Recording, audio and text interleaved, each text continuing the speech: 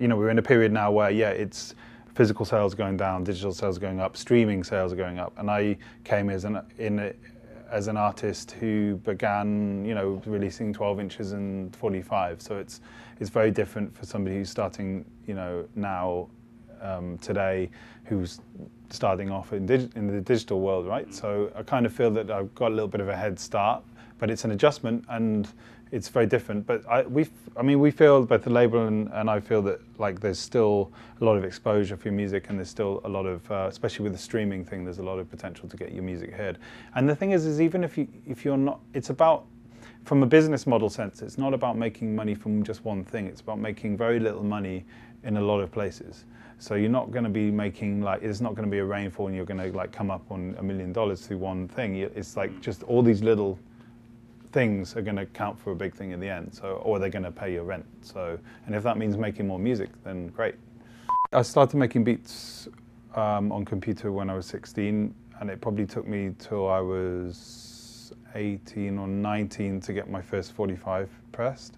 And then I released my first LP in 2001 when I was 21.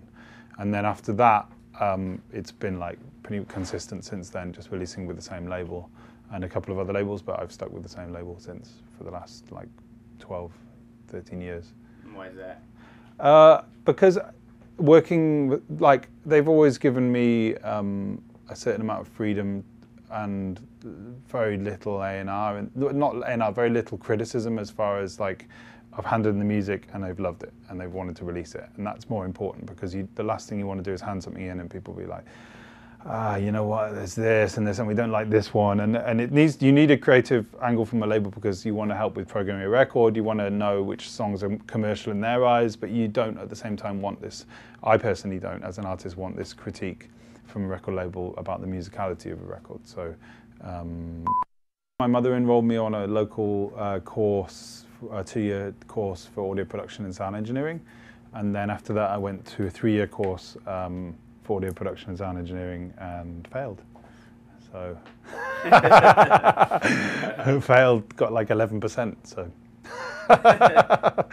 but no, I mean, yeah, you got to know. Like, I'm not suggesting you don't have to study up on things, but what I'm suggesting is, like, there's each year there's a new product, there's a new mythology, there's the latest edition, and, you know, first 4 records I made with, like, one of the first copies of Fruity Loops, you know, and then I did stuff in Acid and did stuff in Ableton, like one of the first Abletons, and it's, like, not so much about finding the most technologically advanced software and this and that, but it's more about kind of just honing your skill with something quite rudimentary, but, like, something you can actually finish a track on. So if you're starting making beats today and you don't know anything about it, and you ask some friends, and maybe you look on YouTube, or maybe you go to, you know, a mainstream store and you see, you know, a million different controllers, you see a million different methods of making music, and a lot of like hardware and a lot of technology being, like, kind of really like flashy stuff, right? And, like, it's kind of hard to make a decision,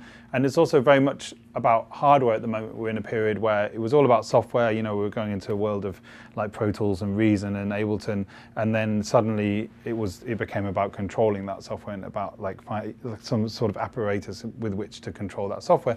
And the thing is that actually none of that matters. What really matters is just getting good at one thing. So it doesn't matter if, you know, like, for all of the stuff that I can connect to this laptop, I end up most of the time, like, on a plane, just writing the beats on the keyboard and walking, you know, going around with the mouse and things like that. Like, and I don't label anything. It's a mess, and, like, but you get a beat done. So it's better, like, rather than, like, knowing like kind of a machine really well and, like, feeling that you have to label everything up perfectly and that everything should sound amazing. It's better just to be a bit of a mess and just kind of get something in the end, because creativity is just a beautiful mess. That's all it is. It's like, and it's some things, all those things collide and they make something that works. Mm-hmm. And without that mess, like, you will never get the finished product.